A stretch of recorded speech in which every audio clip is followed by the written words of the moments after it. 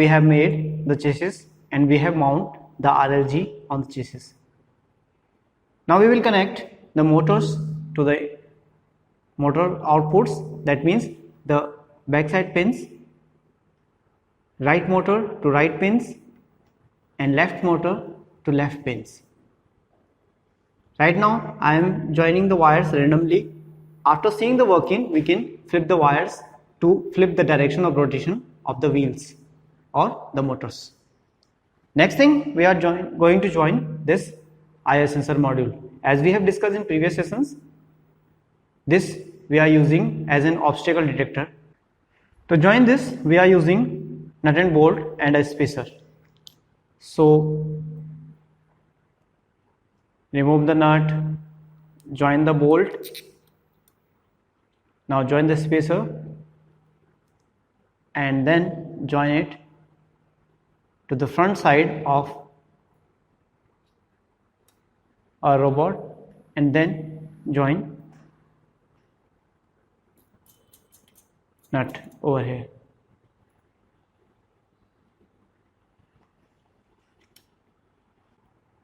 For better working, we can join this caster wheel in reverse here also.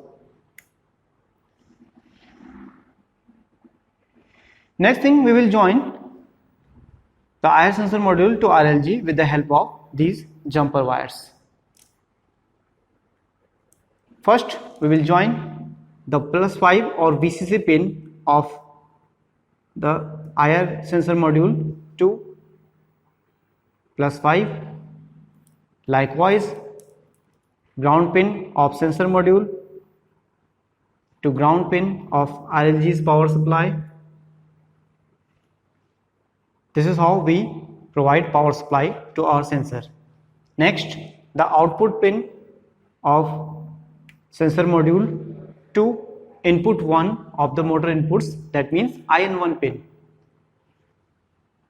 and IN1 pin to IN4, that means input 1 and input 4 will be commonly joined to output of the light sensor module. Next,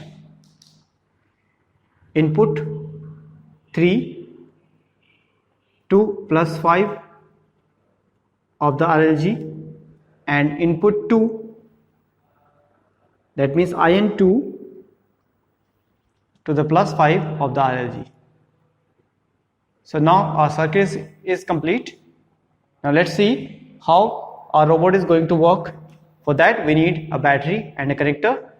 Just put the battery here or fix the battery with the help of nut and bolts as we have discussed in previous sessions, and join here. For testing it, I am just lifting it in my hands. Now the wheels are working forward, both wheels are working forward, and if there is any obstacle, the wheel will stop. So this is how our obstacle avoider will work. Let's see the working on ground. So on the obstacle, this is stopping here. Now this is your obstacle avoider robot. If you want to make it obstacle follower, then what you need to do is remove the output pin from the input 1 of the motor's input, join it to the input 1 of the logic inverter IC, and then join the output 1 of the logic inverter IC to input 1 of motor's input. So in this way, now the logic is inverted through the logic inverter IC. So what happens whenever the light sensor produces a 0, it goes here and logic inverter converts it to 1 and the motor's input becomes 1. So in this way it will work reversibly. Let's see how it works. If we put some object in front of it, it will follow the object. So this is our object follower robot.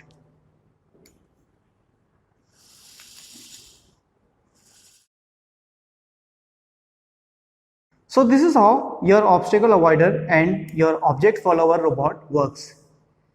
So keep practicing on these videos, keep learning. Until next video, thank you.